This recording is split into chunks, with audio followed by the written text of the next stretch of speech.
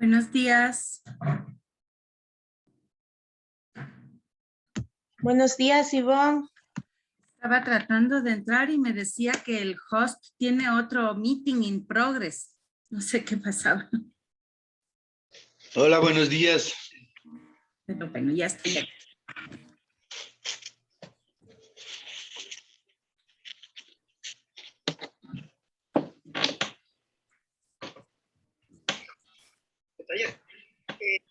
Yo estoy coordinando para la ECID. Buenos días. Solo esperamos a que se una Esperanza.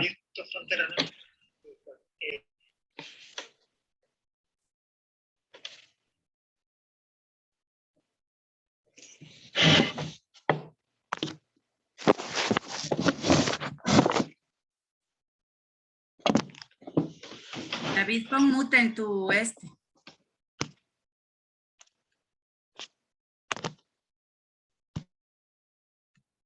Ivonne, le envié a su WhatsApp el perfil de los panelistas. Sí, no he recibido. ¿A qué WhatsApp habrás mandado? Tengo abierto mi WhatsApp. Ya le reenvío nuevamente. No le estarás enviando a la otra Ivonne.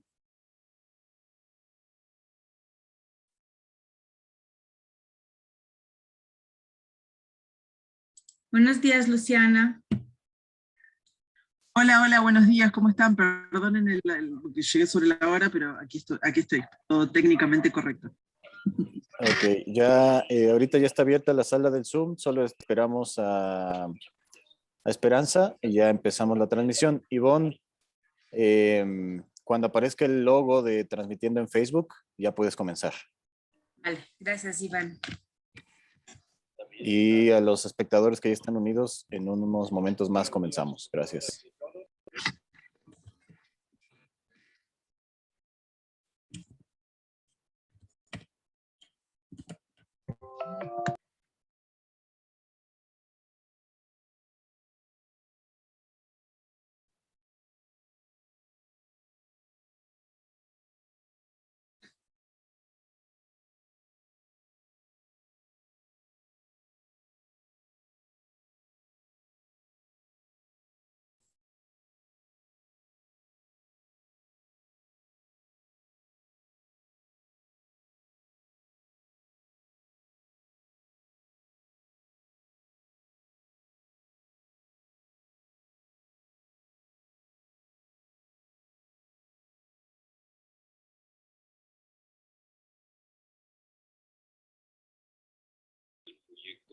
Adelante, Ivonne.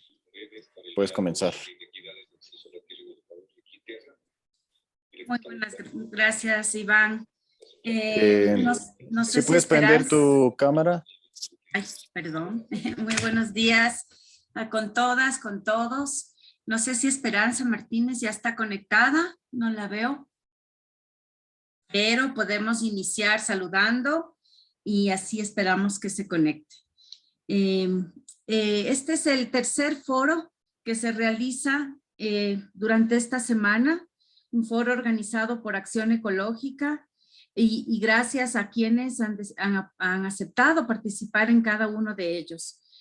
Estos foros fueron organizados de una manera, diría yo, urgente o emergente, debido a la situación institucional y legal que estamos viviendo este momento en el Ecuador. Hace pocos días el gobierno de Guillermo Lasso dictó varios decretos. En particular nos preocupan tres de ellos. Uno de ellos tiene que ver con el tema petrolero, es el decreto 151, minero, y también el decreto 95 que tiene que ver con temas hidrocarburíferos, y también el decreto 165 que tiene que ver con temas de arbitrajes a nivel nacional y también a nivel internacional. Y esto afecta, por supuesto, directamente, no solamente la estabilidad, digamos, jurídica y el respeto de las normas, las leyes y la Constitución en el Ecuador, sino que además tiene efectos directos y consecuencias sobre los derechos y la naturaleza. Es por este motivo que hemos organizado esta serie de eventos. Mañana continúa el cuarto sobre el tema de la relación que hay entre los arbitrajes, las actividades petroleras, los arbitrajes, las actividades mineras, los arbitrajes y el agua. Y mañana va a ser sobre temas de soberanía alimentaria y, por supuesto, las consecuencias y la vulneración de los derechos a la naturaleza y a los pueblos. Es por este motivo que el día de hoy vamos a tratar el tema del agua. Y el tema del agua tiene muchas posibilidades de ser abordado, por supuesto. Y en este caso, inclusive, ¿cuál es la relación? Doctor, nos podemos preguntar cuál es la relación del agua con todos estos decretos. ¿Cuál es la relación del agua con el decreto minero? ¿Cuál es la relación del agua con el decreto petrolero? ¿Cuál es la relación del agua con este decreto 165 de los arbitrajes? Y precisamente para entender esta relación es que tenemos el día de hoy a varias personas que trabajan el tema del agua, que trabajan el tema de los arbitrajes, que trabajan el tema del agua, y que es sujeto de derechos también. Por ejemplo, los ríos son sujetos de derechos y están siendo también afectados por todos estos decretos y las nuevas políticas del gobierno de Guillermo Lasso. También hay que decir que estos seminarios se están realizando en medio del inicio de las movilizaciones y de las protestas populares. Hemos tenido ya reacciones por parte de las organizaciones sindicales, por parte de las organizaciones sociales y los movimientos, justamente no solamente frente a estos decretos, sino frente a las políticas neoliberales a ultranza que están siendo aplicadas en el Ecuador. Sobre la base de una imagen que tiene el gobierno porque ha manejado de una manera, digamos, bastante bien administrada la vacunación en el Ecuador. Creo que eso piensa él que le da como más derechos para poder hacer en el Ecuador lo que le viene bien a su ideología neoliberal, pero también para favorecer a los intereses de las corporaciones, por supuesto. Entonces estamos en un contexto muy interesante en el Ecuador. Se reanima la resistencia a nivel organizado, por supuesto la resistencia de los pueblos siempre ha sido a nivel de territorios, también en un momento en donde vemos que se está profundizando las políticas neoliberales y tenemos que organizarnos, pero para eso también tenemos que entender las consecuencias, entender las implicaciones de esta normativa, entender cómo es que efectivamente se pueden ir aplicando, digamos, estos derechos. Y en este caso, el que nos convoca hoy, el tema de los arbitrajes y su relación con el agua, con los ríos y por supuesto con los pueblos. Entonces yo sin más voy a empezar dándole la palabra a Luciana Giotto. Luciana es investigadora de esta reconocida institución que se llama el Transnational Institute con sede en Holanda. Y se especializa en comercio e inversiones y es parte de la plataforma de una América Latina mejor sin TLC. Entonces, sin más, Luciana, te doy la palabra para que puedas compartir tus opiniones, tus criterios sobre lo que está pasando en Ecuador y para eso te doy 10 minutos. Les voy a pedir a los otros ponentes que apaguen sus cámaras, por favor. Y el momento en que yo prenda la mía, vas a saber que te queda 1 minuto para ir cerrando, ¿vale? Muchas gracias. Tanta presión. Así días. No te digo nada, solo me ves. ¿Qué tal? Buenos días. Sí, perfecto. Vamos a poder volcar aquí algunas ideas, algunas precisiones sobre el tema de la relación entre arbitraje y agua en 10 minutos, sin problema. Cerramos la ventana para que no entren sonidos. En primer lugar, bueno, agradecer la invitación. Me parece que es muy importante siempre contar con un espacio donde reflexionemos sobre estos temas, que son temas generalmente muy técnicos, parece, ¿no? El tema del arbitraje. Entonces la gente generalmente se pregunta, ¿qué es esto del arbitraje? Que parece tan algo aburrido de abogados, tema de, no sé, los economistas, ¿quién trabajará esto? Parece algo que está lejano, ¿no? Algo muy lejano a la vida de la gente. ¿Por qué me tiene que interesar este tema? Y es interesante porque ustedes en la propuesta de esta actividad vincularon arbitraje y agua. Agua, que es algo que evidentemente la gente sí puede relacionar con su vida cotidiana, donde el acceso al agua potable de calidad es un derecho humano, pero donde vemos que en América Latina cada vez se hace más difícil porque justamente es un sector, el del agua, donde han llegado cada vez mayor cantidad de inversores extranjeros con su intención inmediata y necesidad inmediata de la ganancia. Lo único que prima es la ganancia. Y no solamente en el sector del agua, sino también otro sector que ustedes mencionaban recién, Ivonne mencionaba con respecto a los decretos del presidente Lasso, que tiene que ver con las actividades que afectan el acceso al agua. Por ejemplo, la minería. Entonces, lo que estamos viendo en realidad, y con estos decretos que Lasso está lanzando a la sociedad ecuatoriana como una provocación política gigantesca, es que justamente lo que está marcando es una realidad para el Ecuador donde lo único que va a primar son la llegada de estas inversiones extranjeras al sector, por ejemplo, de la minería, que tiene un efecto instantáneo sobre la incapacidad o la dificultad de la gente de acceder a un servicio de agua potable, tener agua potable que les garantice una salud adecuada con respecto a sus necesidades físicas, ¿no? y biológicas. El acceso al agua potable como algo básico para la vida. Entonces, ¿cómo se vincula con el arbitraje este tema del agua y por qué yo traigo la minería? Bueno, porque justamente desde el Transnational Institute nosotros venimos trabajando desde hace varios años haciendo un seguimiento de las demandas que los inversores extranjeros han hecho en el arbitraje internacional contra los países de la región. Uno de los países más afectados es Ecuador, que hasta hace unos pocos años, cuando se hizo la comisión de auditoría de todos los tratados y del arbitraje internacional, allá lejos en el 2014 y 2015, tenía 30 demandas. De estas demandas, en realidad lo que vemos es que la mayoría, en el caso de Ecuador, se vinculan con el sistema del petróleo. Otro de los elementos, todo se vincula con lo que Ivonne decía en su introducción. Justamente las demandas contra el Ecuador, y gran parte de las demandas en América Latina de estos inversores en contra de los estados nacionales, son en el sector de la minería, del petróleo y del gas. Por ejemplo, los datos más nuevos de este año, toda la región América Latina tiene en este momento 303 demandas. Hay 303 demandas de inversores extranjeros en el arbitraje internacional contra los estados de la región. Eso es un 30% de las demandas a nivel mundial. ¿Sí? Quiere decir que estamos, 1/3 de todas las demandas de inversores a escala global han venido contra países de América Latina. Y el 23% de esas demandas son, como les decía, en el sector minería de gas y petróleo. Eso significa que la región, lo que ha hecho en estos últimos años, a través de también la firma masiva de tratados de libre comercio y de los tratados de protección de las inversiones extranjeras, es vincularse más bien con actividades extractivas, profundizar actividades extractivas y dedicarse a venderle al mundo estos productos vinculados a la actividad extractiva. Por algo es que países como Colombia, por ejemplo, en los últimos escasos 5 años recibió una gran cantidad de demandas de inversores extranjeros, mineras, en su mayoría canadienses, que estaban haciendo minería por permisos que el Estado había dado en el año 90, en los años 90, perdón.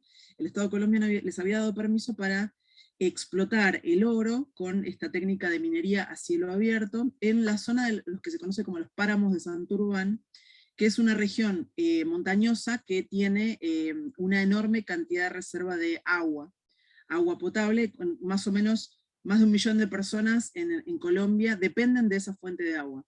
Y en los últimos años, debido justamente o gracias a las fuertes protestas de las comunidades indígenas asentadas en ese lugar, y de la sociedad civil colombiana en su conjunto, que nacionalizaron este conflicto, finalmente el Estado colombiano prohíbe la actividad de estas mineras en esa región.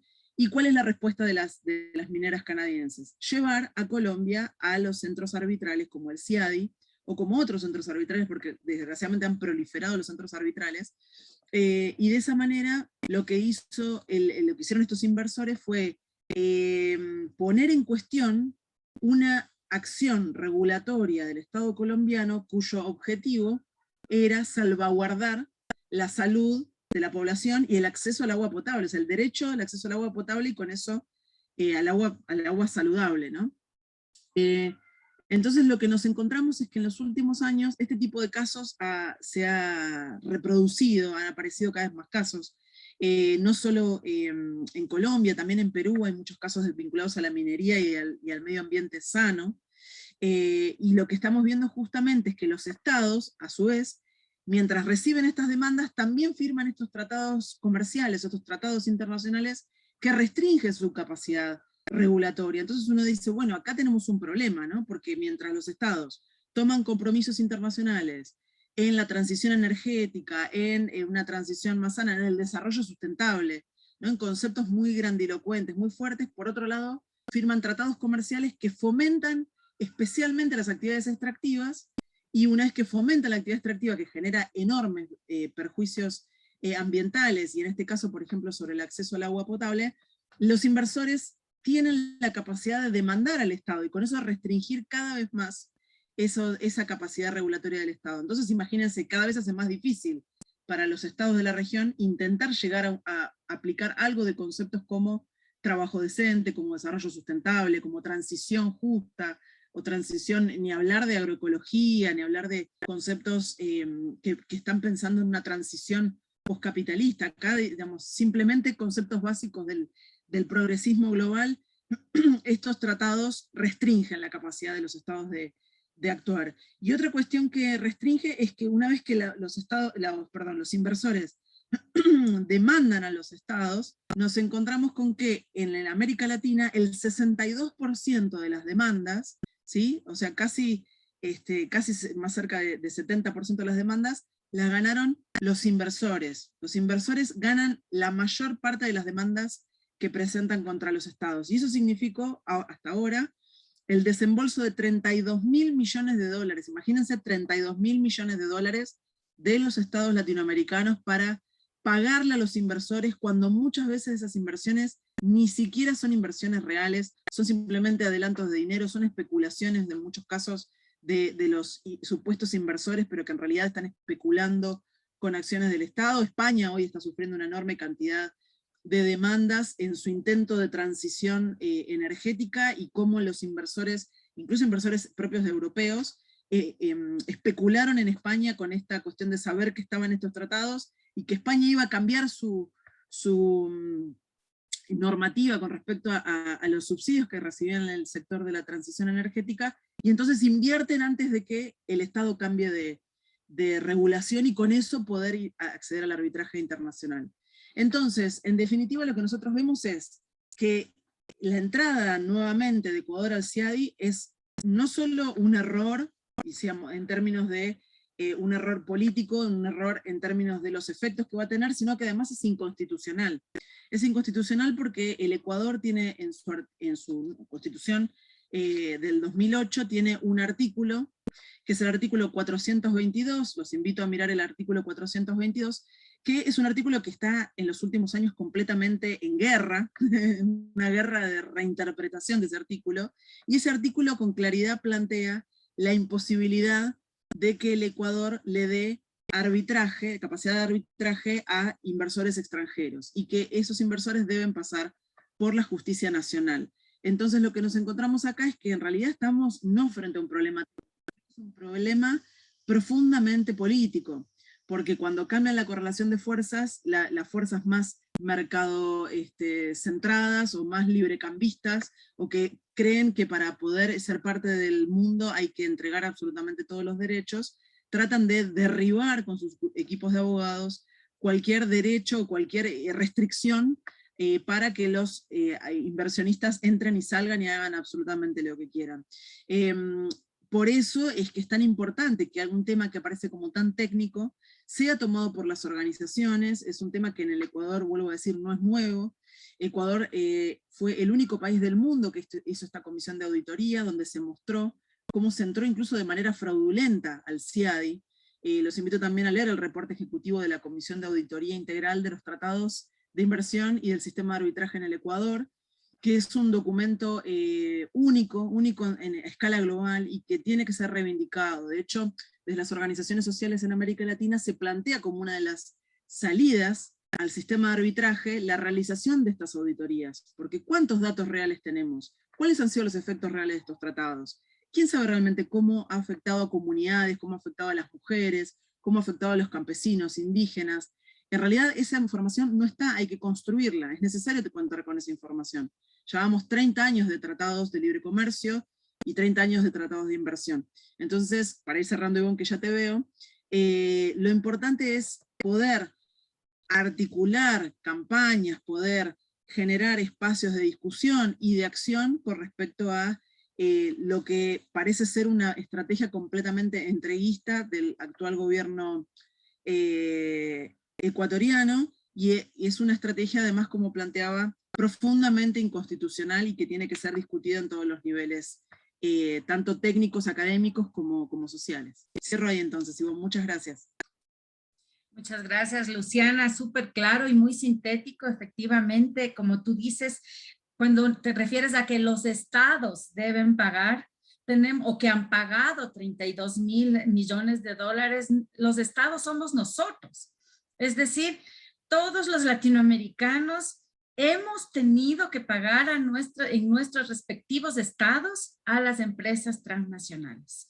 Es decir, los 32,000 millones de dólares que pudieron haberse invertido en salud, en educación, en protección ambiental, en todo lo que significan los derechos económicos, sociales, ambientales, de la naturaleza, etcétera, están siendo revertidos a las empresas transnacionales. Y efectivamente, el tratado de la Carta de Energía, que es un tratado de este tipo que el Ecuador por suerte no es parte, pero que sabemos que ha tenido conversaciones para ser parte de este tratado, muchas veces las empresas ni siquiera les interesa invertir. Utilizan estos tratados exclusivamente como una forma de hacer negocios y de chupar el dinero de los estados porque ya saben que efectivamente pueden ganar. Entonces, yo quería en este momento entonces darle la palabra, y discúlpenme, antes uno siempre, a pesar de estar año y medio conectada al internet, yo me olvidé de presentarme. Soy Ivonne Llanes, soy de Acción Ecológica, he trabajado durante 20 años el tema de cambio climático y energía, y obviamente conozco de cerca cómo funcionan estos tratados, ahora que están, sobre todo en España, en Europa. España está totalmente ahorcada, porque efectivamente le están enjuiciando a través de este tratado, porque quiere hacer cambios tecnológicos de energía, salir de la industria fósil, y no puede. En todo caso, le doy la palabra ahora a Esperanza Martínez. Esperanza Martínez es una compañera también de Acción Ecológica que ha trabajado desde cofundadora de Acción Ecológica, y que por más de 35 años ha acompañado a las organizaciones, a las comunidades que resisten a las actividades petroleras. Fue impulsora de la iniciativa Yasuní TT en su momento, y también recientemente una persona muy importante en la consecución de los derechos de la naturaleza en la Constitución ecuatoriana del 2008. Esperanza está trabajando ahora, o digamos va a abordarnos el tema que tiene que ver con los ríos, con el agua y con los arbitrajes internacionales que se pueden dar alrededor de este tema. Esperanza, igualmente tienes la palabra por 10 minutos, y un minutito antes voy a prender mi cámara para simplemente hacerte acuerdo que se está acabando el tiempo. La estrategia de verte y saber que tengo que acabar no está tan buena, Ivo. Quiero verte sin meternos en estos apuros, pero bueno, tenemos 10 minutitos, realmente es un tiempo para empezar a correr.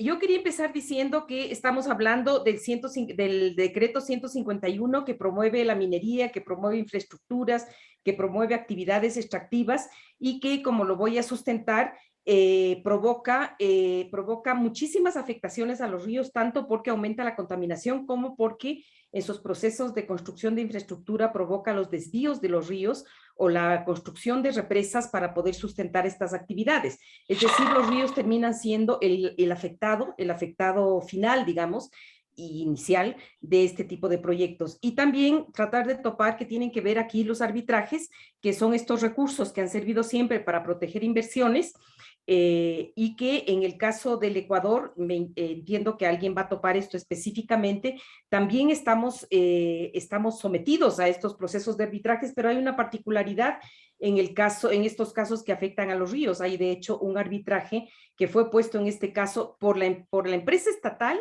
es decir, por el Estado, en contra de la empresa transnacional, en este caso una empresa china, porque la construcción misma de este proyecto, que es el caso de la Codo Coca Sinclair, ha tenido unas consecuencias fatales para la misma construcción, para la misma infraestructura y por supuesto también para la naturaleza y para el río. Partamos del hecho de que en el Ecuador nosotros tenemos derechos de la naturaleza. Esos derechos de la naturaleza, de acuerdo a nuestra Constitución, nos permiten pensarle a la naturaleza no como un paisaje externo, sino como la Pachamama, como lo que dicen en Bolivia, la madre tierra.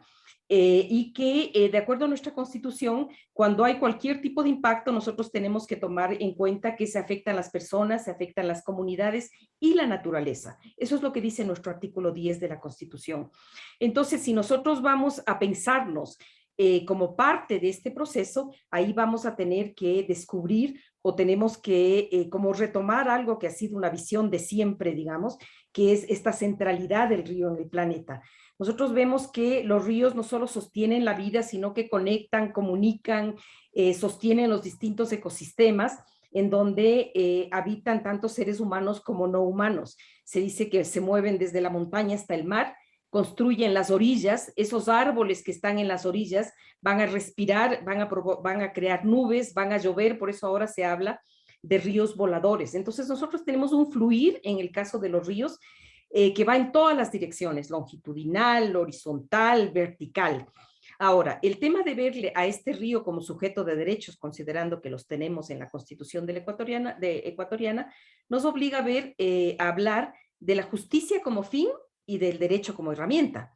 Cuando hablamos de la justicia, estamos hablando de la justicia para los ríos, la justicia para la gente, considerando que ambos son uno mismo.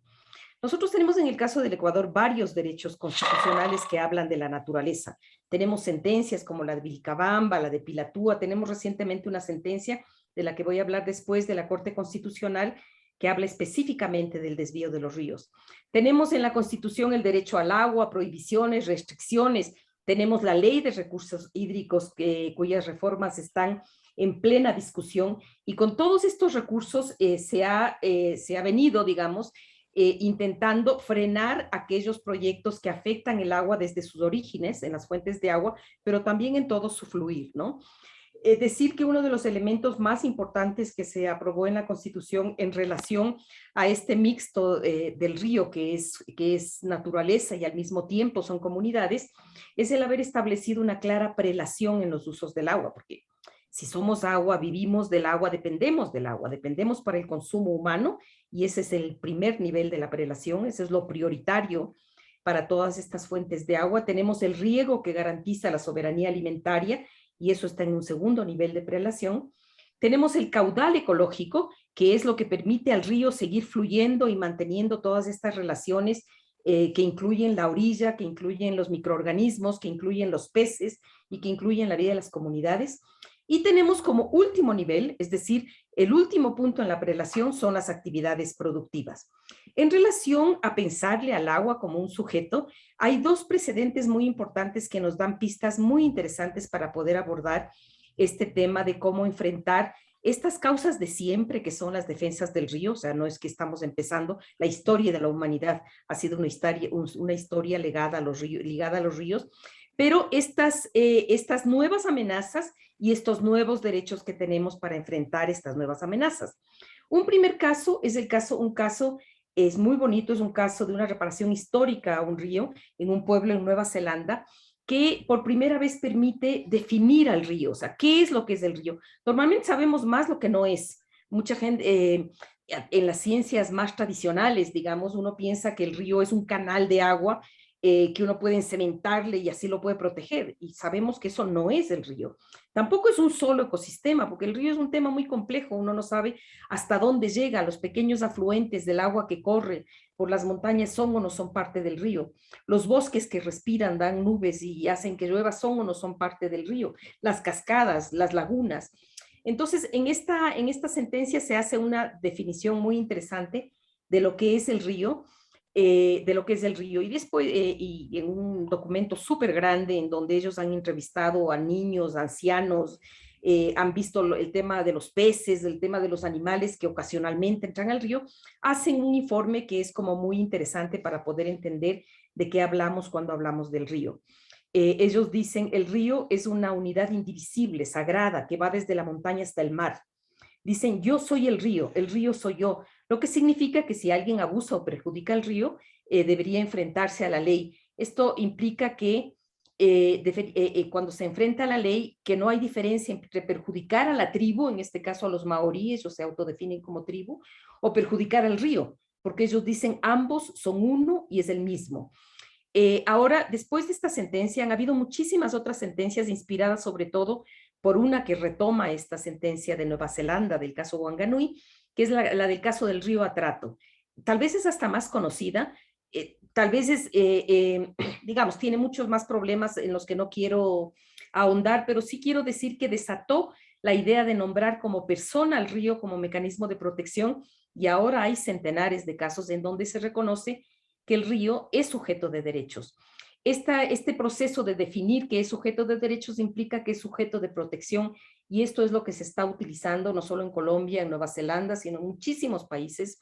En el caso de Estados Unidos, por ejemplo, mucha gente está determinando que un ecosistema, un lugar, es persona, y ellos dicen si una empresa puede ser persona jurídica y puede tener derechos de tutela y protección, ¿por qué no el ecosistema? ¿Por qué no el río? Entonces se está avanzando mucho en este sentido de al tratarlo como persona, y en nuestro caso es mucho más fácil porque tenemos derechos expresos en la Constitución, se puede establecer niveles de protección. Ahora, ¿cuáles son esos niveles de protección? Si uno lee el artículo 71 de la Constitución, que nos dice la naturaleza o Pachamama tiene derecho a que se reproduzca, tiene derecho a la existencia de no sé qué, y sigue la redacción, uno podría leerlo en modo de el río Santiago, donde se reproduce y realiza la vida, tiene derecho a que se respete integralmente su existencia, al mantenimiento y regeneración de sus ciclos vitales, de estructura, funciones, procesos evolutivos, y podría avanzar en la lectura en ese modo de ejemplificar de qué estamos hablando y no de establecer una generalidad que casi siempre no ayuda a comprender exactamente de lo que hablamos. Ahora, en los derechos de la naturaleza, en el caso del Ecuador se establecen obligaciones de no hacer, como es que se dice el Estado deberá aplicar medidas de precaución y restricción que puedan conducir a la extinción de especies, a la destrucción del ecosistema o a la alteración de los ciclos naturales. Y tiene obligaciones de hacer, y en este caso es recuperar y conservar, en este caso el río, mantener el río sano y saludable, garantizar a las personas y colectividades que puedan acceder, que puedan convivir, en este caso con el río, y proteger de esa manera todo el patrimonio, ¿no es cierto? Ahora, lo que creo que es muy importante para pensar en este momento en donde estamos hablando de la centralidad del río, es que si nosotros echamos un vistazo a qué es lo que está pasando a nivel global, vemos que en este verdadero colapso ambiental que hay, nosotros vemos que lo que está pasando es que se está expresando o se está desbordando literalmente todo, digamos, el planeta a través de estos ríos. ¿Por qué? Porque las represas se caen, hemos visto las que acaban de caerse en China, hemos visto que en Alemania hay unas situaciones de crisis brutales, y estamos viendo cuál es esa reacción, cuál es ese desbordamiento. Se da mucho alrededor de los ríos y se da por toda la infraestructura que irrespetó los procesos, que hicieron desvíos, que deforestaron orillas, que construyeron diques para interferir en el curso de las aguas, y que ahora tenemos lo que estamos viendo en el Ecuador y en el resto del mundo. Tenemos unos procesos de inundaciones y de desastres que son realmente gigantescos. Tenemos un caso en el Ecuador muy cerca, que es el caso del río Coca. Se habla de un proceso de regresión natural, digamos. Es un proceso de regresión, pero fue provocado por una serie de decisiones que se tomaron a partir de intervenir en una zona específica. En este caso, en esta zona del río Coca, no solamente que se construyó la carretera, los oleoductos, toda esta infraestructura que al estar en una zona tan frágil ha provocado que la carretera se vaya 7 veces, un derrame, uno de los derrames más grandes que han habido en la historia de nuestro país, y una situación que es realmente macabra, porque literalmente lo que se hizo fue que al desviar el río, al tomar el agua del río, en un río que es tan complejo, porque el río no es una unidad, no tiene una sola personalidad. Los ríos son diversos. Hay momentos en el río en donde este fluye con rapidez, inclusive forma cascadas. Hay otros momentos en donde se entrecruza con otros ríos y hay otros momentos en donde se mueve y golpea más las orillas. Bueno, la tomaron en el peor de los lugares. Y en ese lugar lo que pasó es que se fue provocando un socavamiento de las montañas y ahora tenemos un paisaje que parece realmente un paisaje de otro tiempo, de otro momento. Y quiero terminar solamente diciendo que si bien tenemos derechos y los derechos del río son muy útiles para nuestras defensas, nosotros tenemos que pensar que el río se mueve más en estos escenarios de la autonomía. No, hay escenarios que deben mantenerse por fuera de la facultad del Estado de controlar y de tomar decisiones. Y uno de esos espacios no regulados por el Estado es realmente el río. Nosotros sabemos, por ejemplo, que la gente sabe dónde puede o no puede hacer caca. Y sabemos que en el río no.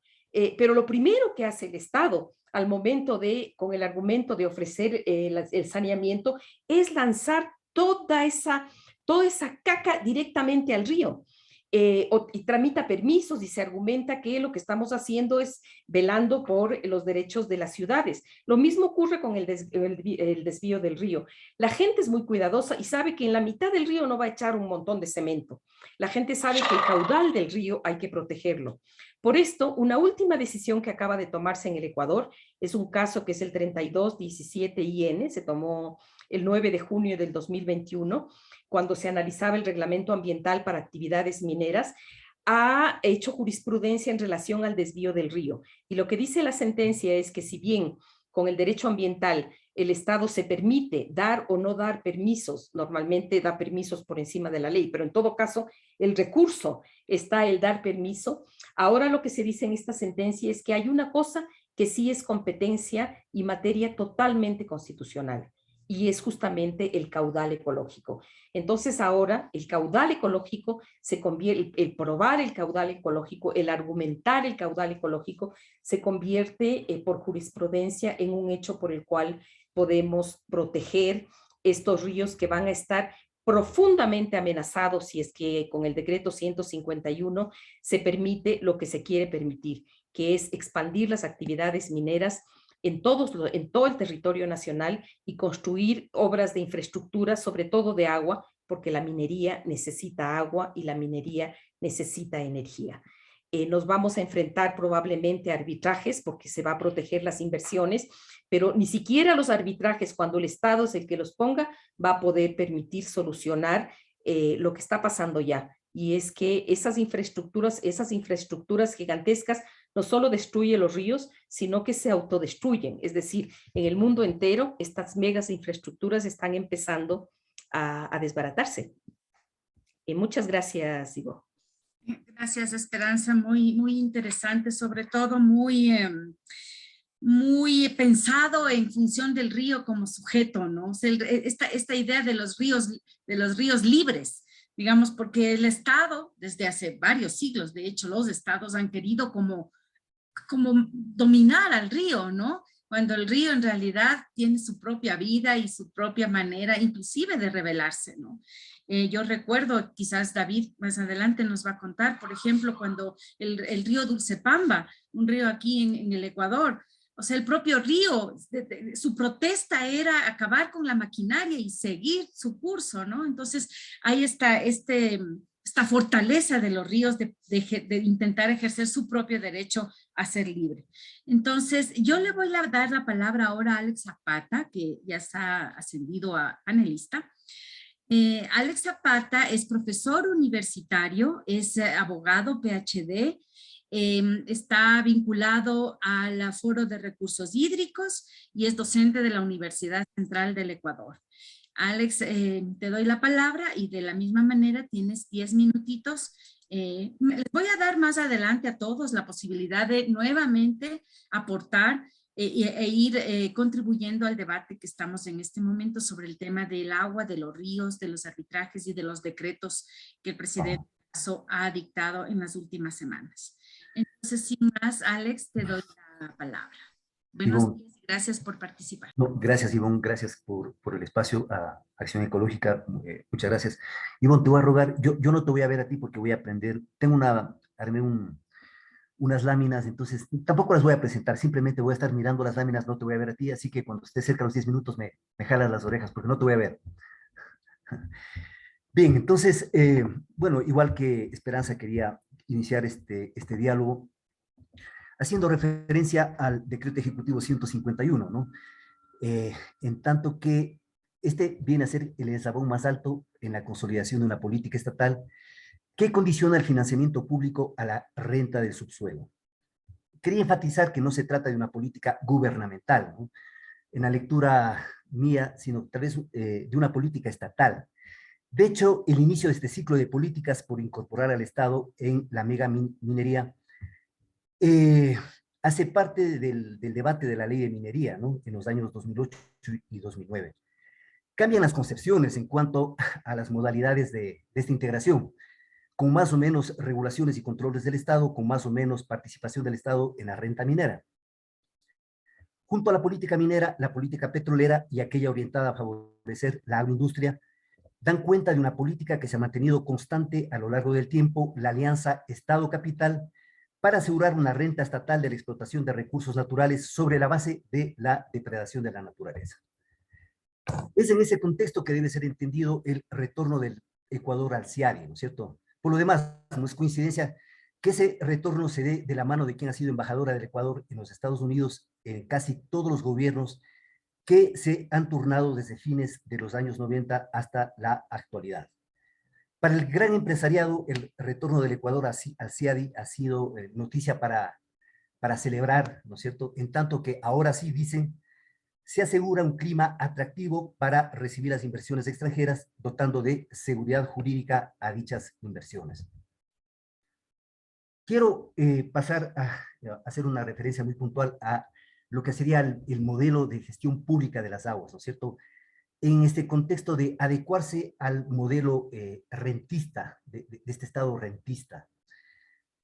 La orientación de las aguas que se fue diseñando, digamos, a partir del año 2008, tras la aprobación de la Constitución, ¿cierto?, se institucionalizó en una lógica basada en el control estatal del agua a partir de su reconocimiento constitucional como un derecho estratégico, no precisamente a partir de los derechos que sobre este recurso también fueron reconocidos por la Constitución, ¿no es cierto? Desde ese control estatal se generó una institucionalidad del agua que en el periodo, al menos en el periodo 2011-2016, se caracterizó por un enfoque de gestión vertical a través del desarrollo de las mega obras hidráulicas denominadas multipropósito, integradas por sistemas de trasvases, de represas, canales de conducción, etcétera, dando cuenta de un enfoque vertical, no solamente desde esa perspectiva muy al estilo Wittfogel, ¿no?, muy desde la concepción de Wittfogel de lo que fue el despotismo oriental, sino también a través de lógicas orientadas a subordinar y homogenizar a las organizaciones sociales que gestionan el agua. Hubo un intento ciertamente tibio por democratizar esa institucionalidad del agua en el periodo 2016-2018, pero en realidad la suerte de la CENAGUA ya estaba echada. La necesidad de cumplir con compromisos formales con el Fondo Monetario en cuanto a reducción del tamaño del Estado, pero sobre todo desde la lógica de garantizar la inversión extranjera en el sector minero, pretendiendo proyectar eficiencia y agilidad burocrática que se traducía en la necesidad de conjuntar en una sola institucionalidad el otorgamiento de licencias ambientales y la autorización de derechos del agua, para en conjunto facilitar los permisos de explotación minera, se saldó con la fusión de la CENAGUA y el Ministerio del Ambiente en los primeros meses del año 2020, ¿verdad?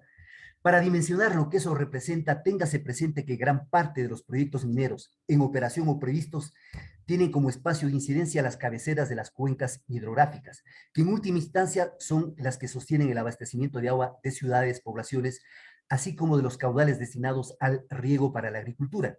Y aquí ni siquiera vamos a hacer diferencia entre agricultura orientada a la soberanía alimentaria, agricultura de agroexportación, porque en general toda la agricultura se beneficia de esos caudales, ¿no? Ahora, concretamente, y esta es información oficial, hay más de 10.000 autorizaciones de agua para consumo humano que se encuentran dentro de las áreas sujetas a concesiones mineras. Entonces, es un elemento que es importante tenerlo presente. Esto que desde el punto de vista del interés nacional, del interés general y sobre todo desde la perspectiva de los derechos de la naturaleza resulta una aberración, es absolutamente funcional a la alianza Estado-Capital. Tal cuestión queda en absoluta evidencia en el Decreto Ejecutivo 151, cuando en su tercera disposición transitoria impone el plazo de 2 meses para que se emita un acuerdo interministerial para que de forma simultánea se otorgue permisos ambientales y del agua, con la finalidad, entre comillas, de que se optimicen los tiempos para su emisión y se prioricen los controles ex post. Lo mismo que en la transitoria quinta de dicho decreto, que dispone que en un plazo de 30 días el Ministerio del Ambiente elaborará un acuerdo ministerial para el otorgamiento del acto administrativo previo previsto en el artículo 26 de la Ley de Minería referente a las eventuales afectaciones al recurso hídrico. No hace falta señalar que este certificado de no afectación al recurso hídrico siempre fue visto por el gran empresariado minero como una traba a sus actividades. La fusión entre la Secretaría del Agua y el Ministerio del Ambiente, además de cumplir el objetivo de hacer más eficiente y asegurar la simultaneidad del otorgamiento de licencias ambientales y autorizaciones del agua, ha refrendado la larga inestabilidad de las instituciones del agua o de la institucionalidad del agua, que no lo olvidemos, arrancó a fines de los años 80 e inicios de los 90 con la implementación de políticas de ajuste estructural, políticas neoliberales, fomentadas en nuestro país por el Banco Mundial, del cual depende el CIADE, a través de una serie de proyectos financiados con cargo a deuda externa. La fusión, ojo, ha representado una gravísima disminución de la asignación presupuestaria para la gestión pública del ambiente y el agua. Téngase presente, aquí son datos oficiales, téngase presente que el presupuesto anual de inversión para el Ministerio del Ambiente en el año 2018 fue de 58.47 millones de dólares, mientras que la Secretaría del Agua en ese mismo año tuvo un presupuesto de 25.90 millones de dólares, lo que sumado da un total de 84.35 millones de dólares. Sin embargo, para el año 2020, al fusionarse las dos carteras de Estado, el presupuesto general de inversión para el Ministerio del Ambiente y el Agua se redujo a 19.40 millones de dólares, lo que implica una reducción de asignación presupuestaria del 77%, ¿no? O sea, creo que este es un dato que no puede pasarse por alto, digamos. Pero además, con la nueva institucionalidad del agua, ahora reducida a un viceministerio, con una débil capacidad operativa, se han agudizado los problemas de la gestión pública del agua. Entre otros, aquí señalo algunos de las limitaciones de los problemas. Se ha limitado la capacidad de gestión e implementación de la Estrategia Nacional de Agua y Saneamiento. Pues hay una incapacidad para la gestión y el financiamiento e implementación del Plan Nacional de Riego y Drenaje. Una imposibilidad para asegurar la presencia territorial desconcentrada de la autoridad del agua. Un represamiento de trámites de resolución de conflictos sociales en torno al agua. Un represamiento de trámites relacionados con el otorgamiento de derechos de agua. Para que se tenga una idea, al 31 de diciembre del año 2019, los trámites represados por autorizaciones de agua en lo que era la CENAGUA eran de 9.884 casos a nivel nacional. Luego de la fusión con corte al 31 de abril de este año, los trámites represados por la misma causa suman 24.250 a nivel nacional. O sea, los datos hablan por sí solos, ¿no es cierto? En cuanto al otorgamiento de personerías jurídicas en favor de organizaciones que gestionan colectivamente el agua, mientras en la CENAGUA se otorgaban en promedio 450 personerías jurídicas por mes, en el actual ministerio fusionado se otorgaron un total de 100 personerías jurídicas entre el 1 de junio del año 2020 y el 31 de abril del año 2021.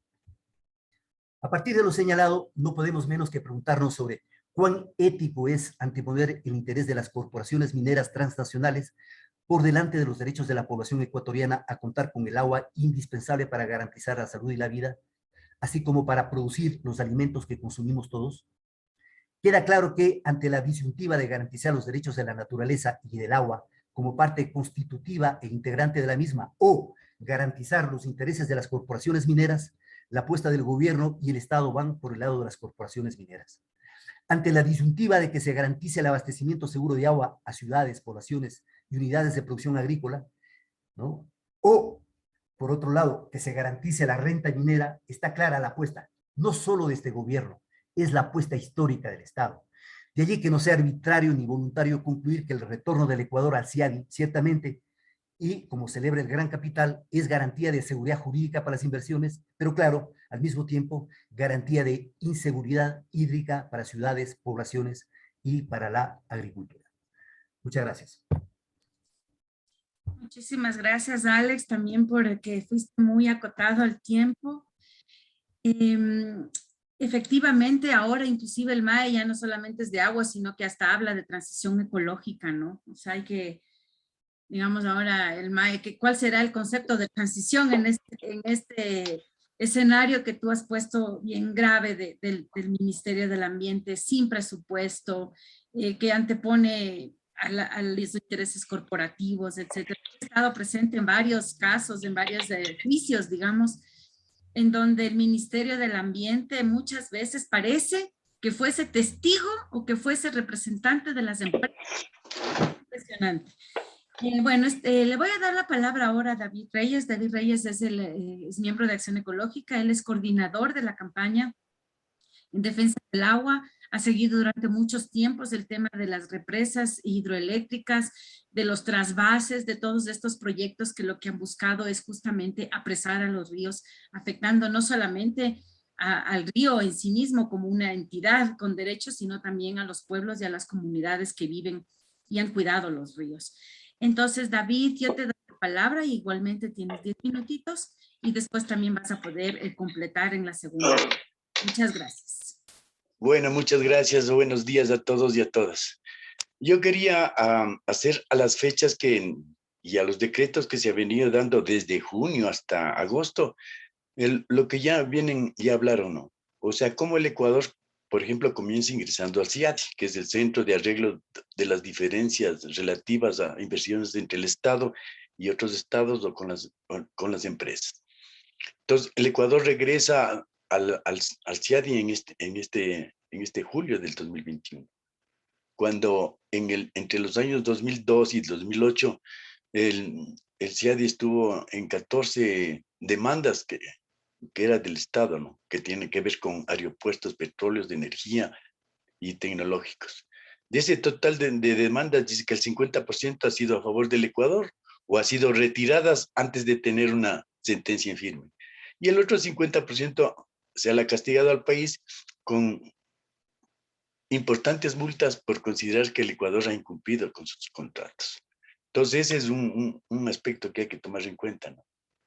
El Ecuador, les recuerdo, se salió del CIADI en el 2010.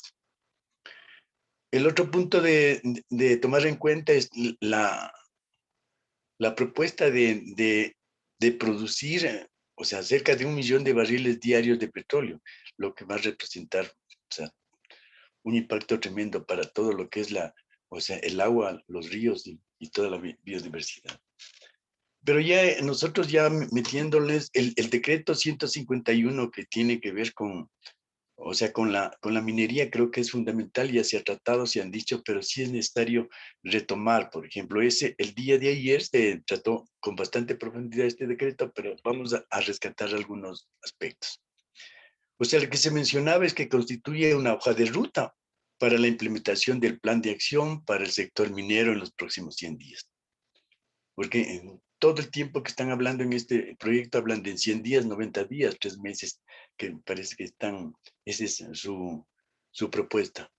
Y está financiado con crédito del BID de 78.4 millones. Y el objetivo que dicen es fortalecer las capacidades de la política pública minera para generar un ambiente de negocio propicio a la inversión. Esto de propicio a la inversión significa que se está violando la jerarquía jurídica nacional, pretende ponerse por encima de la Constitución con la intención de proteger los derechos del capital transnacional y nacional, pues subordina a los derechos humanos, colectivos y de la naturaleza reconocidos constitucionalmente a los derechos de los inversionistas mineros.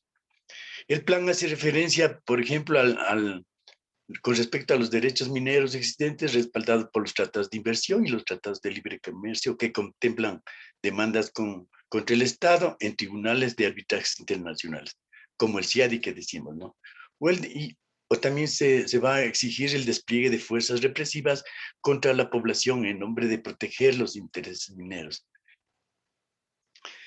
En cuanto al agua, ya nos ha dicho Alex, habla de la simplificación de los trámites administrativos y satisfacer las necesidades del sector minero, como se expresa en la tercera disposición. Dice que en 3 meses tiene que haber un acuerdo interministerial para que el organismo eficiente y oportuno dé permisos ambientales y de agua. Claro que dice que cumplan con absoluta rigurosidad la normativa ambiental y del agua y se prioricen los controles ex post. En otra resolución que tiene que ver con el agua, es en la quinta, que ya nos mencionamos también, habla que la priorización al acceso al agua se debe considerar principios de eficiencia, eficacia y simplificación de trámites administrativos. ¿Qué significará eso entonces?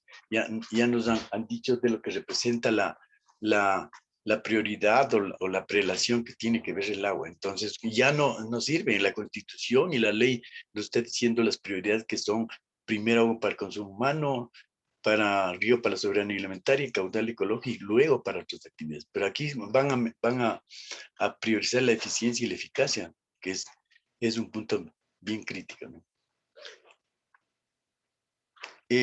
Aquí también en este proyecto se piensan legalizar más de 3.000 concesiones mineras, nos decían, y cerca de 3 millones de hectáreas para que comience, dizque, a legalizar la minería legal.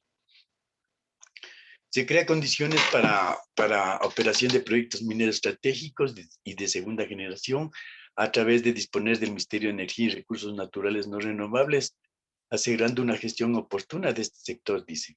Y así como elabore un plazo de 1 mes, contado a partir de la expresión de este decreto.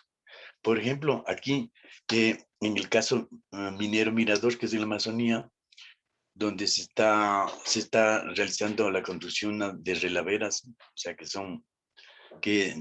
científicamente se ha dicho que no es posible hacer en un pueblo, en un ambiente amazónico de bosque tropical, que haga ese tipo de relaveras, ¿no?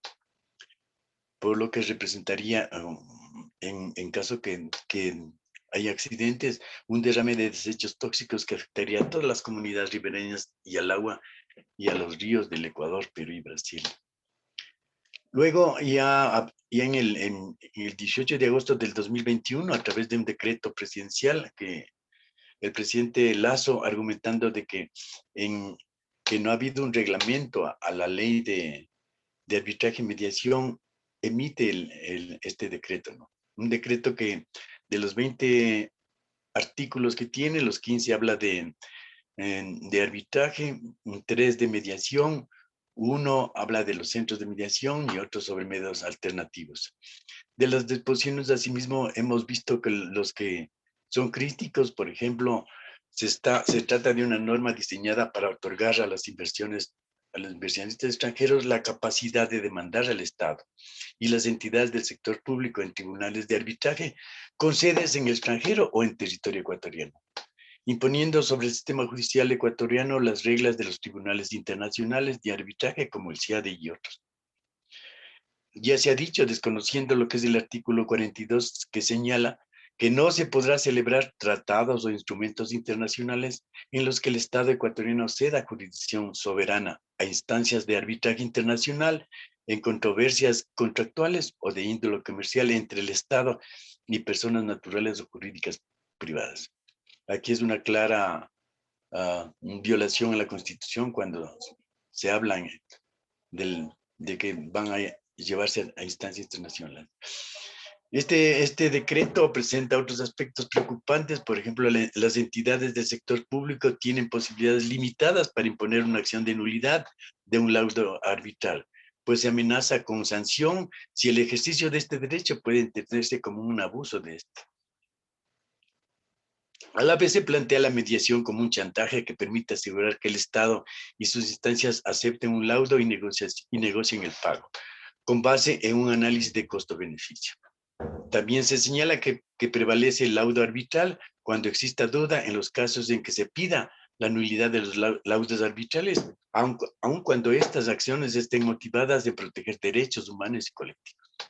Otra preocupación tiene que ver con el señalamiento de las normas procedimentales establecidas en el decreto. Dice que se aplicarán a todos los procesos arbitrales en curso, a disposición y eso está en la primera transitoria. Lo que podría significar que se compromete el pago de ingentes cantidades de dinero público para responder las demandas arbitrales interpuestas por varias empresas transnacionales, sobre todo petroleras y mineras, ¿no? Hay un informe que es de la Comisión para la Auditoría Integral Ciudadana de los Tratados de Protección Recíproca de Inversiones, donde se explica que hasta el 2014 el monto total demandadas de inversiones contra el Estado ecuatoriano era de 21.200 millones de dólares, de los cuales ya se habían pagado 1.498 millones para indemnizar a las empresas Oxy, Chevron, Duke Energy y Noble Energy, con 1.342 millones. Mientras que 165 millones de dólares fueron a bufetes de árbitros y abogados. Cuando se dio a conocer públicamente el informe en el año 2017, quedaban pendientes demandas por 13.410 millones de dólares. En la actualidad se habla de 40 demandas que tendría el Ecuador. Y como se decía en el foro de ayer, muchas de estas demandas las ponen las empresas que decían las empresas junior, ¿no? Que son subsidiarias de las grandes empresas. Así vemos, por ejemplo, hay un consorcio Camana Service, que es subsidiaria o le hace los trabajos a la francesa Schumberger, o Servicios Petroleros de Gapo, de la estudiante Halliburton, que esos los que ponen el juicio y las demandas en la Corte Permanente de Arbitraje en La Haya. Así como la empresa, por ejemplo, la empresa rusa Interrao, que ha puesto una demanda al Estado en el caso del proyecto hidroeléctrico Toachi-Pilatón. Cuando el proyecto Pilatón sabemos que acarrea un montón de problemas por la construcción que lleva ya casi 13 años. Y, por ejemplo, ahí la constructora es la empresa China International Water Eléctrica, que es la que está construyendo. Pero en Toachi-Pilatón ha intervenido Odebrecht y otras empresas. Pero quien le mete el juicio al Estado es la empresa rusa. La empresa La Fabril también está poniendo una demanda por el caso de las centrales hidroeléctricas en Manabí. Entonces está pendiente. Y por último, este es total distinto, ¿no? Es distinto porque ahora es que la SELEC, la empresa pública estratégica de la Corporación Eléctrica del Ecuador, está poniendo la demanda contra como ya nos ha dicho anteriormente, Esperanza, contra la empresa china Sinohydro Corporation. Esta se puso el 17 de mayo del 2021 ante un corte de arbitraje en la Cámara de Comercio Internacional que tiene que ver por la presencia de fisuras en los distribuidores de turbinas de la casa de máquinas de la central. Sinohydro es una empresa estatal china de ingeniería y construcción de hidroeléctricas. Hay otros arbitrajes de inversionistas que sacamos que hablan de un AECON Constructor Grupo, que es en Canadá, contra el Ecuador. La Chevron también es contra el Ecuador. Hay los servicios petroleros de IGAPO, que es contra Petroecuador. Camana Servicios, que ya les indicamos. Y hay otro que es de Ecuador, TLC SA, frente al Estado. Lo que nos habían dicho ayer es que existe en el presupuesto nacional hay un costo de cerca de 2.400 millones de dólares para atender todos estos laudos arbitrales. Gracias. Muchas gracias, David, también por acotarte al tiempo. Hay algunas personas que nos mandan saludos desde el Facebook. Nos dicen que obviamente esto demuestra una muy mala gestión por parte del Ejecutivo y del Estado, pero sobre todo el interés que tiene con las corporaciones y con los intereses de los inversores transnacionales. También nos saludan y nos mandan un agradecimiento por la importancia de esta discusión, ya que son temas que no necesariamente salen en los medios de comunicación y de los que todavía no se habla a profundidad, pero que van a tener unos impactos muy graves. También quisiera pedir a las personas que nos están siguiendo por el Zoom, que si desean pueden poner la pregunta también aquí en el chat, en la ventanita del chat, y podemos pasar a leerlas y a preguntar a los ponentes. Yo quisiera este momento darles, ahora que nos hemos escuchado entre todos y todas, una segunda, digamos, un segundo tiempo, periodo de intervención, para que podamos ir haciendo también, si es necesario, comentarios a las intervenciones de las otros ponentes durante esta mañana. Entonces, le voy a dar la palabra, entonces primero a Luciana Giotto. Luciana, para que puedas intervenir así en breves minutos también con respecto a los temas que nos convocan hoy. Luciana. Gracias, Ivonne. Sí, yo escuchaba con mucha atención y lo que me gusta de los compañeros y compañeras de Ecuador es la cantidad de conocimiento que tienen sobre este tema, ¿no? No solo en términos de datos, sino en términos de cómo esto afecta su vida. Y eso me parece muy interesante porque no tenemos la misma situación en otros países de la región. Hoy, por ejemplo, para traer una experiencia que nos parece muy relevante, se está discutiendo el armado de una nueva constitución en Chile, ¿verdad? Está el proceso constituyente en Chile.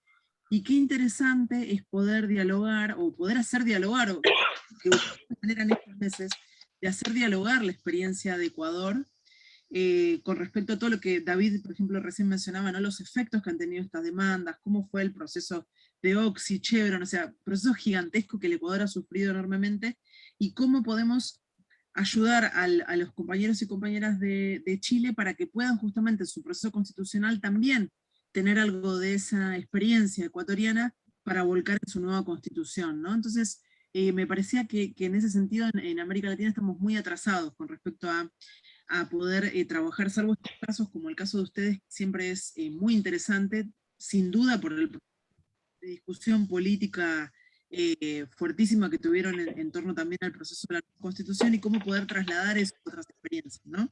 En el caso de Argentina, por ejemplo, simplemente para dar un dato, en el caso de Argentina sigue siendo el país más demandado del mundo en el CIADI, es el país con mayor cantidad de demandas en el árbitro internacional, y sin embargo no se logró que Argentina se saliera del CIADI o que denunciara sus tratados de inversión.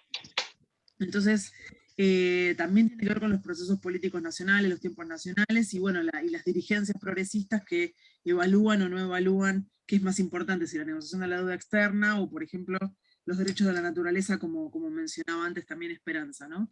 Entonces, cómo buscar las maneras de dialogar con experiencias de otros países, porque aunque quizás no les parezca, pero realmente está muy avanzado con respecto a estos debates y al conocimiento sobre este tema.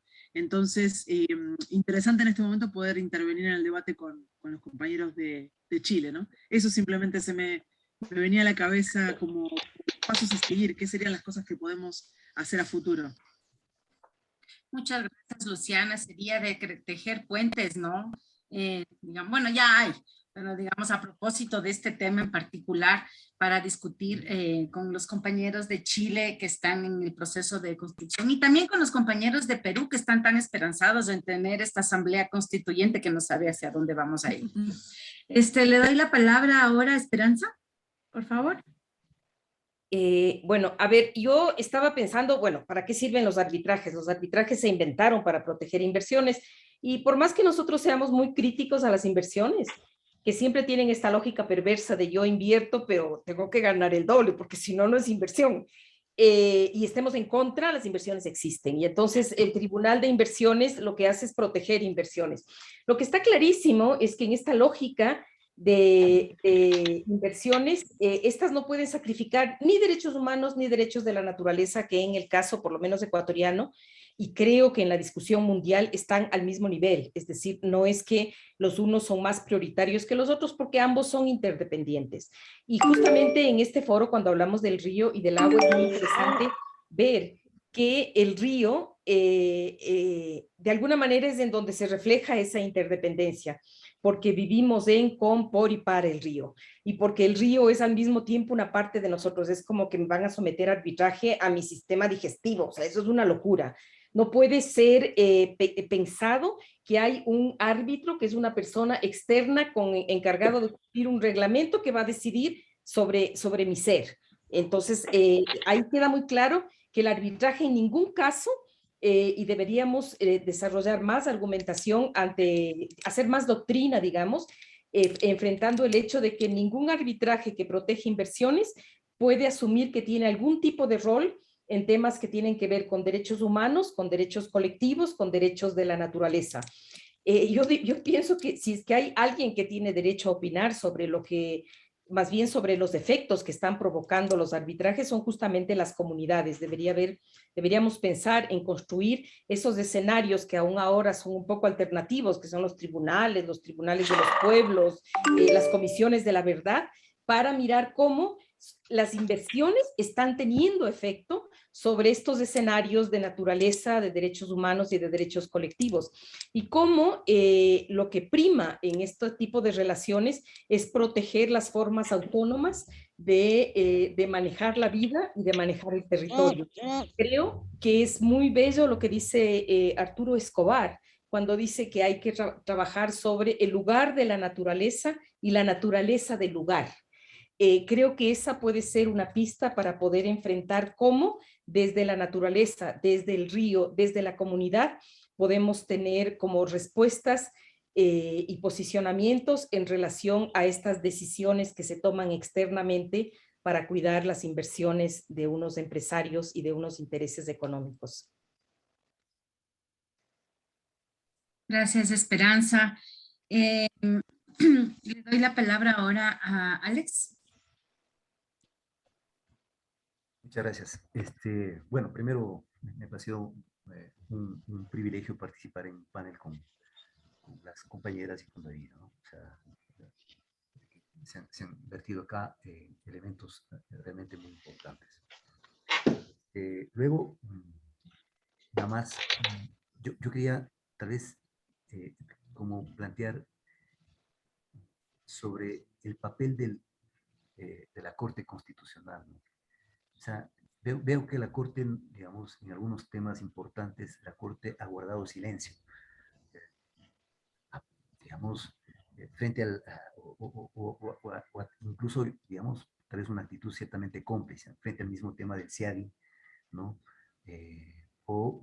Frente a una demanda que se presentó años atrás por el tema de esta ley de agrobiodiversidad y semillas, ¿no? Hay algunas demandas de inconstitucionalidad, hasta el momento no se tiene ninguna respuesta a la Corte, o incluso de forma más reciente, en la demanda de inconstitucionalidad por la fusión de la CENAGUA con el Ministerio de Ambiente, tampoco la Corte ha dicho absolutamente nada. Yo creo que no, digamos, un espacio como estos, digamos, no estaría bien que pasemos por alto, digamos, lo que ha sido el comportamiento de la Corte Constitucional, ¿no? Sobre temas realmente importantes. Esto nada más quería señalar como un elemento que me parece no vale la pena dejarlo pasar por alto. Vamos. Muchas gracias, Alex, muy importante, y ahora ya vamos a tener pronto nuevos jueces también, ¿no? Hay que ver cómo se viene también la situación después. También antes de darle la palabra a David, quisiera decir que nos está saludando Esther Landeta, Edgar Urdiales y Carito Vargas, quien, Carito dice que efectivamente ella vive en un lugar en donde hay proyectos de minería a cielo abierto y entiende perfectamente que los ríos y el agua se van a ver afectados, y obviamente esta situación de estos arbitrajes lo que va a hacer es proteger a las empresas que quieran provocar esta destrucción de Carito. David, te doy la palabra.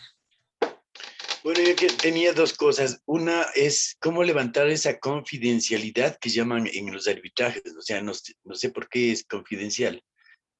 Y la otra es como nuestro país, se dice que todos los ríos de nuestro país van hacia los países vecinos, ¿no?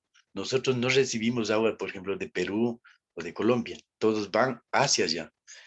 Y eso, claro, va en cuando decía cómo nos juntamos, no solo en cuanto a las leyes, sería también de conversar qué pasaría. Ya hay unas propuestas, ayer también dijeron que Perú quería demandar al Ecuador por la contaminación que provocan o sea, en los ríos. Pues.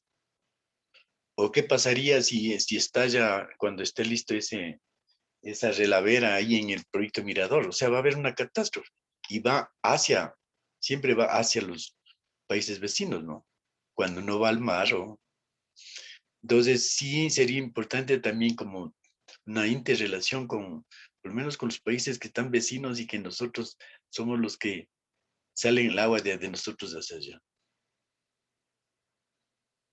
Gracias, David. No sé si Luciana quieres responder la pregunta de David acerca de la confidencialidad. Probablemente tú conozcas con más detalle esta inquietud. Sí, la confidencialidad es un tema muy relevante porque justamente al mantenerse en este espacio, hay dos cosas que lo benefician. En realidad, uno es que es un tema tan técnico que la poca información que hay es muy difícil de trasladar también, de convertirla en algo que la gente puede masticar y circular, ¿no?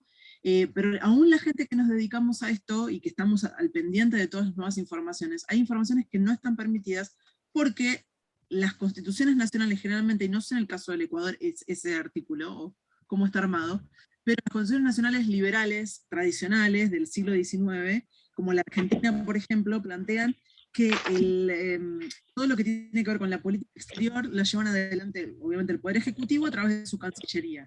Y la Cancillería, cuando negocia un tratado internacional, te dice, este tratado es sensible, esto que se está negociando es sensible, porque tiene que ver con temas estratégicos del Estado, ¿no? Es secreto de Estado.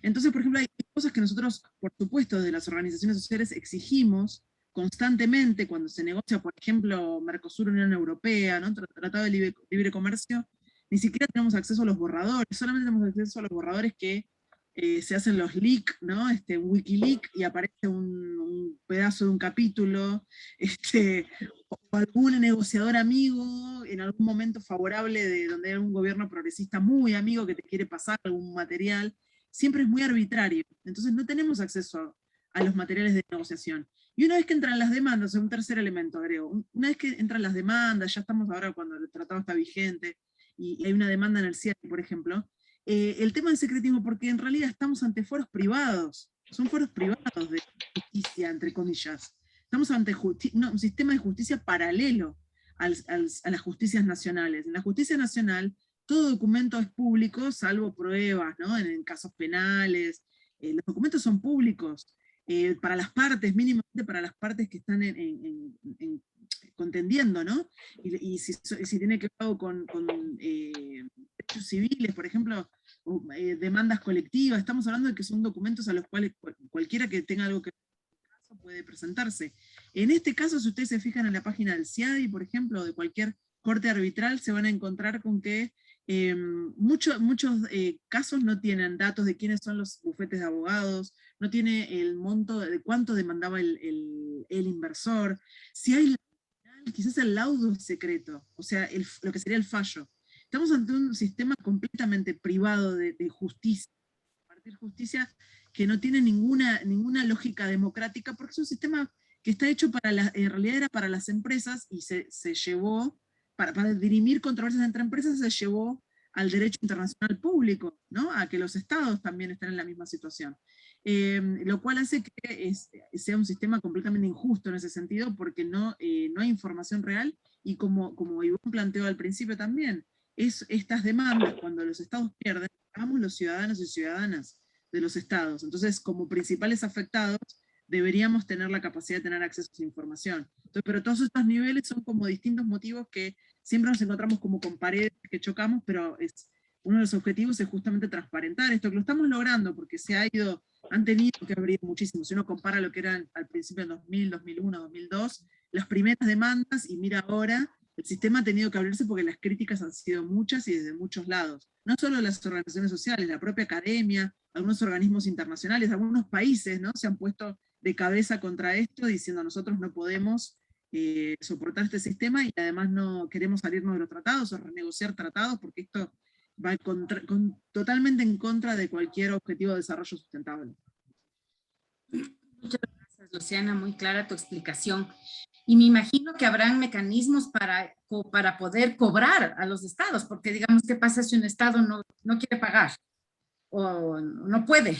Imagino que habrán mecanismos también que se crean para poder, digamos, qué sé yo, congelar recursos en bancos, en otras partes para poder cobrarse, ¿no? Esperanza, hay una pregunta que dice, son decretos ejecutivos inconstitucionales, 95, 151, 165. ¿Cómo exigir para que sean derogados? Ya que atentan contra los derechos humanos y de la naturaleza, la soberanía alimentaria y otros intereses nacionales que son constitucionales. ¿Cómo poder lograr la derogatoria de estos decretos? Nos saluda Miguel Cabezas Pinto. A ver, yo creo que cuando uno quiere derogar un decreto, normalmente tiene que, por desgracia, ir por la vía legal e impugnarlos y argumentar por qué son ilegales. Eso no significa que si los impugnamos ya van a ser sentenciados. Nos decía Alex cómo ha operado la Corte Constitucional en algunos de estos casos y es efectivamente demasiado cauta y cautelosa en aquellos intereses que son empresariales. A mí me impresionó mucho la sentencia que hubo en relación al río, que es esta sentencia que yo les comentaba, en donde se define, por primera vez se define algo, en el sentido de que caudal ecológico sí es competencia constitucional. ¿Por qué? Porque el gran problema que tenemos cuando impugnamos un decreto o cuando respondemos a la pregunta que nos hace nuestro amigo por el Facebook, es que nosotros tenemos que establecer las pruebas de que estaría vulnerando derechos humanos y de la naturaleza, y eso no es fácil. En los temas ambientales ya era bastante difícil, porque uno tenía que establecer que si la causa, el efecto, si uno no tiene el delfín muerto y lo lleva a la corte, nos van a decir no, hubo otra causa. O sea, es muy difícil establecer las relaciones de causa y efecto, y por eso comprobar las vulneraciones es muy complejo. Todos sabemos que es ilegal. Yo creo que lo primero que tenemos que hacer es afianzar que en ese todos estemos la mayor cantidad de gente. Es decir, hay un recurso de información, hay un recurso de presión, que finalmente terminan siendo recursos de movilización y de expresión de distintas formas. Y a eso no podemos renunciar. Hay estos recursos de intentar argumentar que es complejo, creo que de todas maneras hay que hacerlo, pero que no significa que va a ser automáticamente reconocido. Yo creo que el camino está abierto para utilizar distintos recursos siempre. Recursos de presión, que creo que son los que mejor, en los que mejor nos ha ido, y también argumentaciones. En este caso que yo les decía que vi, en el caso este de la sentencia del desvío, lo que hace la jueza es un análisis súper cuidadoso en donde dice por qué el desvío del río, en este caso, ¿por qué no se puede autorizar el desvío del río? Sí, la ley establece que se pueda usar el agua, que la minería es legal, que el petróleo es legal.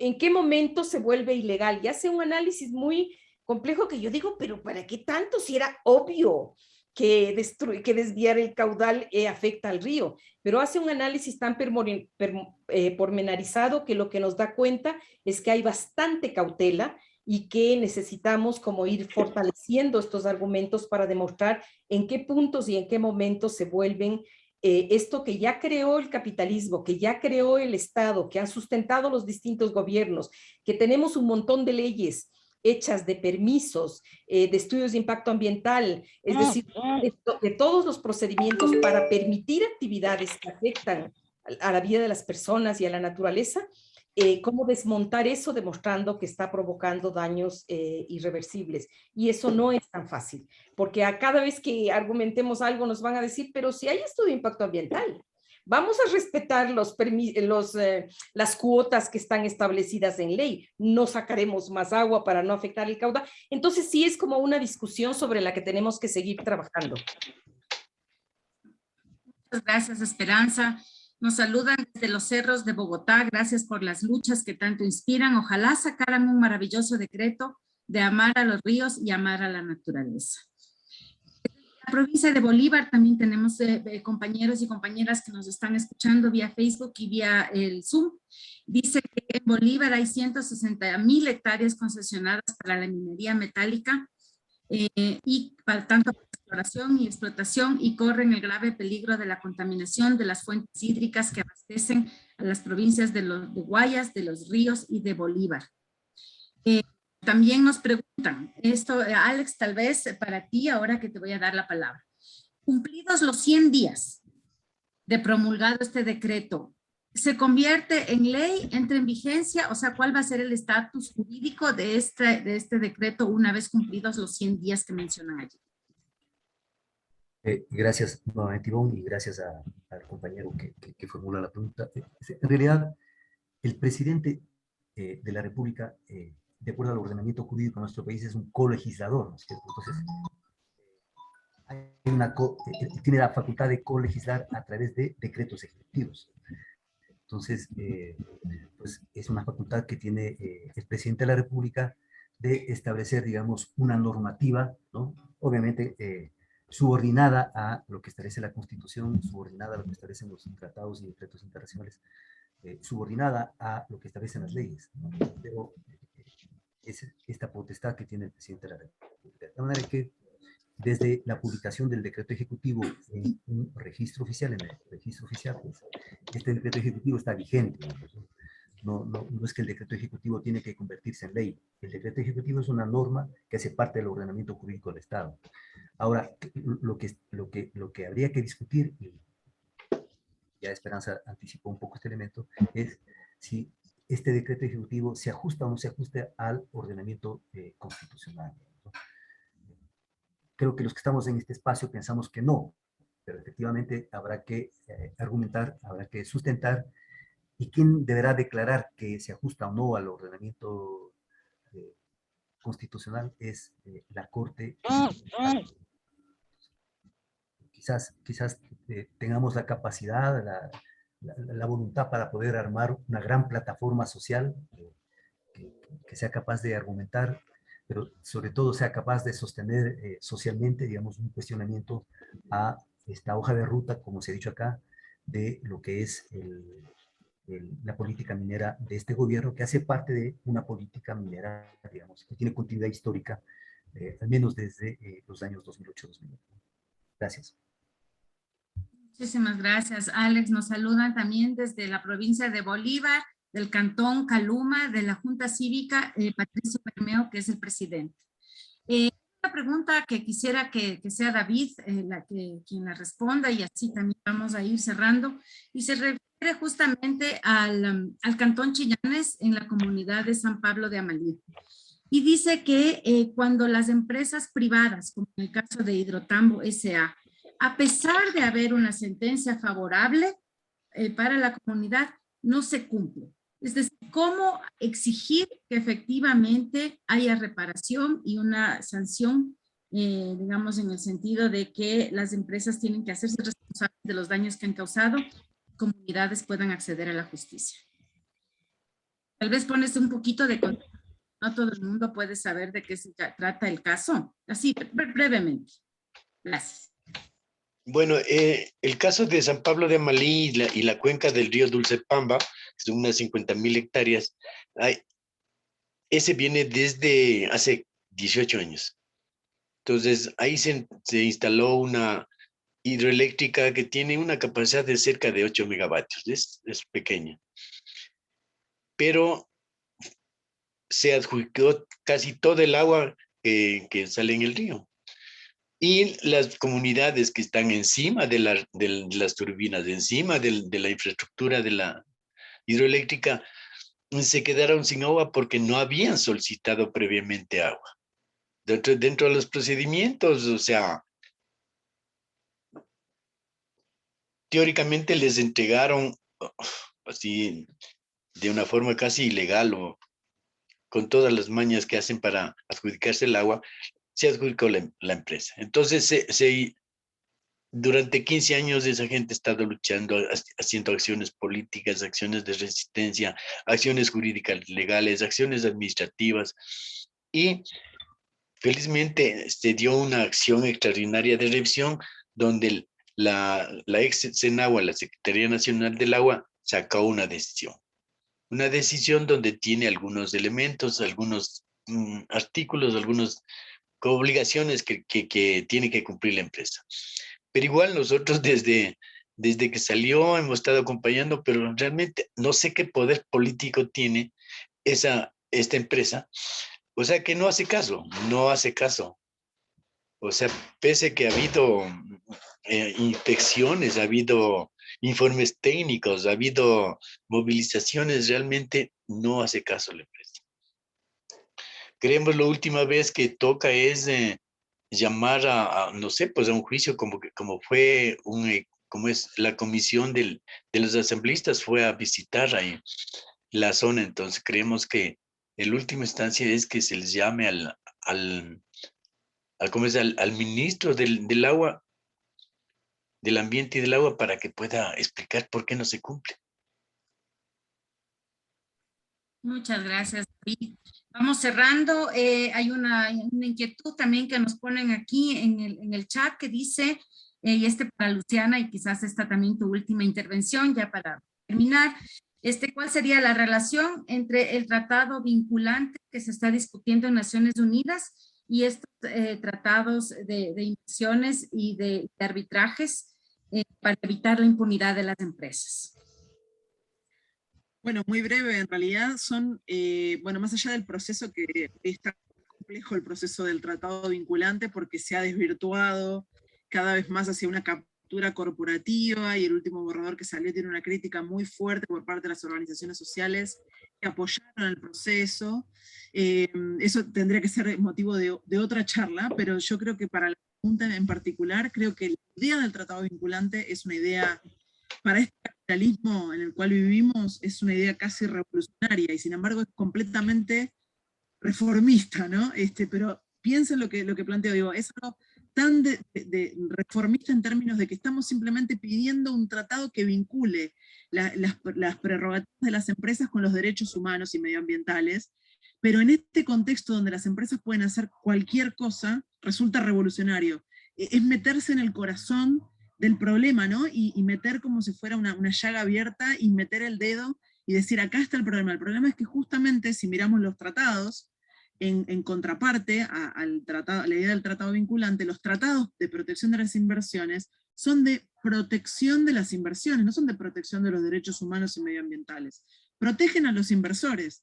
Y de hecho, todos los viejos tratados de los años 90 no permiten que los estados, tanto se protege a los inversores, que no permiten que los estados pongan ningún requisito de desempeño, ninguna condición para que el inversor llegue a un país. No pueden decir absolutamente nada, no pueden pedirle, por favor, siquiera, que haga algo como poner su casa matriz, una casa matriz no, pero poner filiales en el país, dejar una cierta parte de la ganancia para la reinversión, no le pueden tocar de ninguna manera sus condiciones impositivas. El Ecuador lo sabe por las demandas que ha recibido por las modificaciones de impuestos de muchas de las petroleras. Estamos hablando de un sistema en el cual nada pueden hacer los estados y todo pueden hacer las empresas, y de repente el tratado vinculante pone en cuestión esa capacidad de libertad total que tienen estos inversores, y eso resulta tan controversial para el sistema actual que ni siquiera pueden aceptar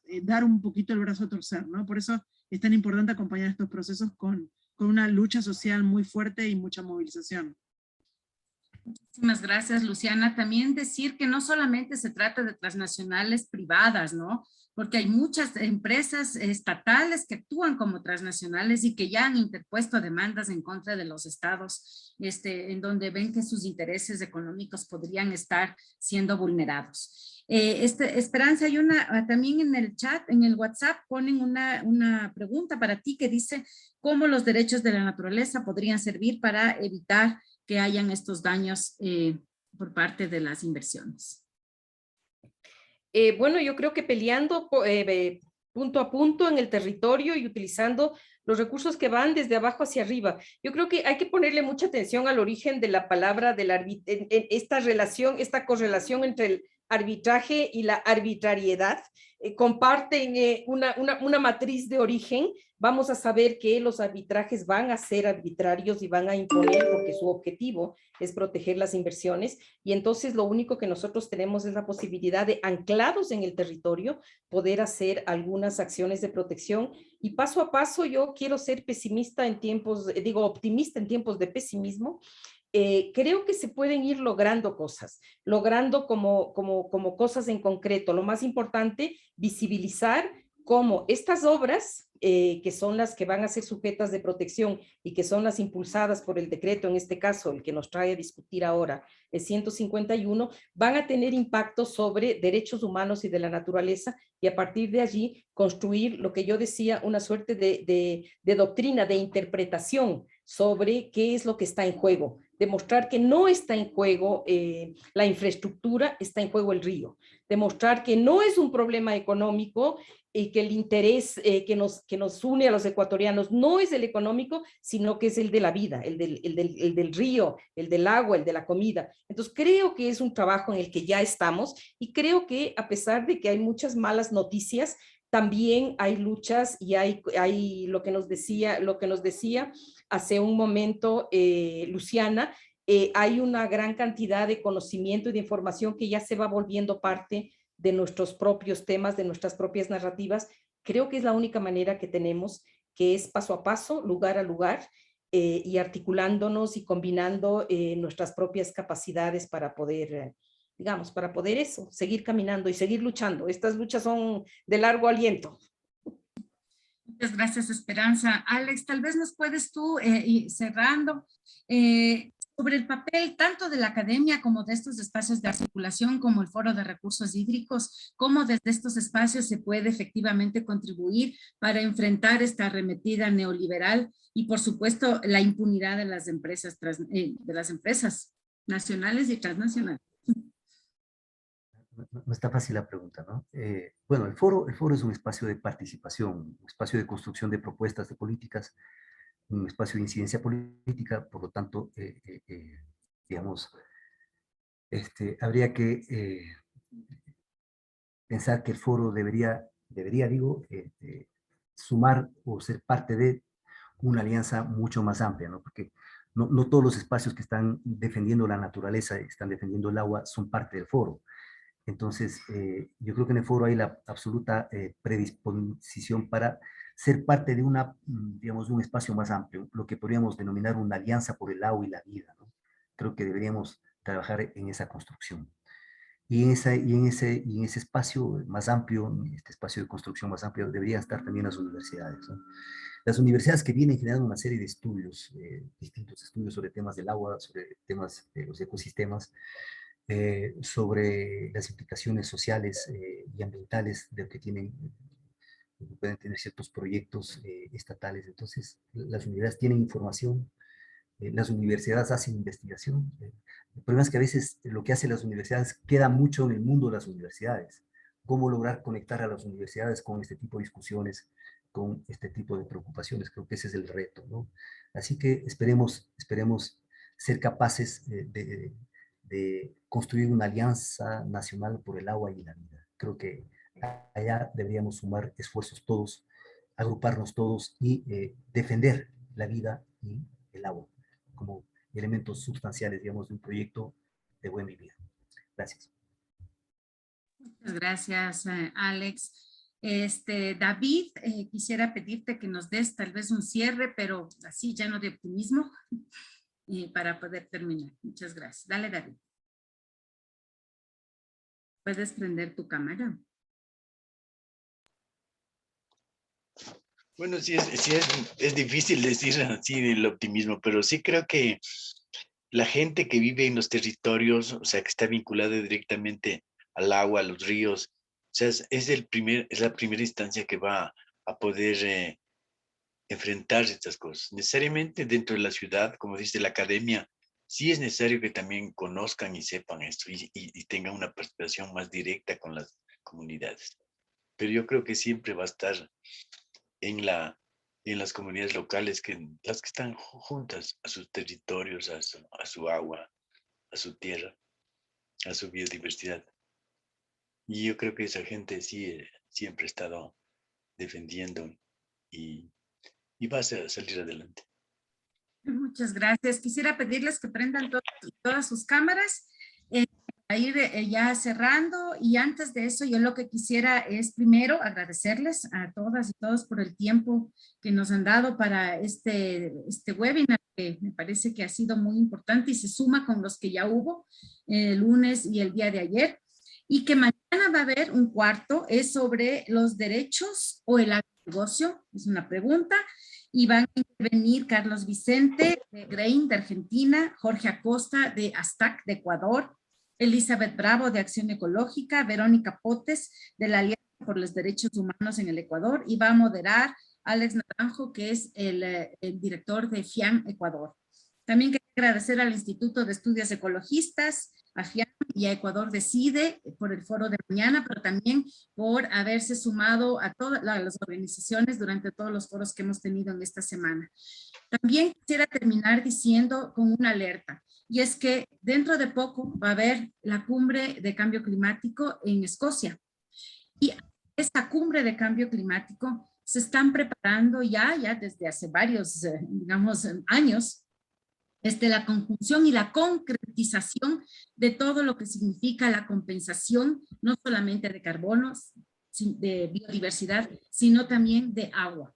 Y es un grave peligro que efectivamente el agua entre en estos procesos de financiarización, que ya hace poco tuvimos el caso de que el precio del agua estaba siendo especulado en las bolsas de valores, pero hacia la cumbre de noviembre de Glasgow, todos estos espacios que tratan el agua, la biodiversidad, el cambio climático, la conservación de las áreas, todo esto se va a ir conjugando en un solo escenario de financiarización de la naturaleza, en un solo escenario de acaparamiento de tierras y acaparamiento también del agua. Y por supuesto, todas estas herramientas jurídicas, decretos a nivel nacional, todos estos espacios, digamos que las corporaciones a nivel internacional tienen, como son los centros de arbitraje, y todo esto va a servir justamente para apuntalar todo este nuevo sistema del capitalismo, ¿verdad? Que es como una nueva forma, una nueva cara que está adquiriendo con miras a tener la posibilidad de controlar la mayor parte de tierras y, por supuesto, de tener procesos de dominación sobre los pueblos que tienen el deseo de resistir y de evitar que esto suceda. Entonces, simplemente agradecerles a todas y a todos el día de mañana a las 9 de la mañana, también por el Facebook de Acción Ecológica, y ya mismo ya está circulando la invitación en donde también está en la dirección de Zoom, a la cual pueden acceder. Muchísimas gracias. Este foro va a estar colgado también en la página web de Acción Ecológica y del Instituto y probablemente de las organizaciones amigas que han participado durante toda la semana. Sin más, muchísimas gracias y nos vemos mañana. Gracias. Hasta pronto. Gracias, chao.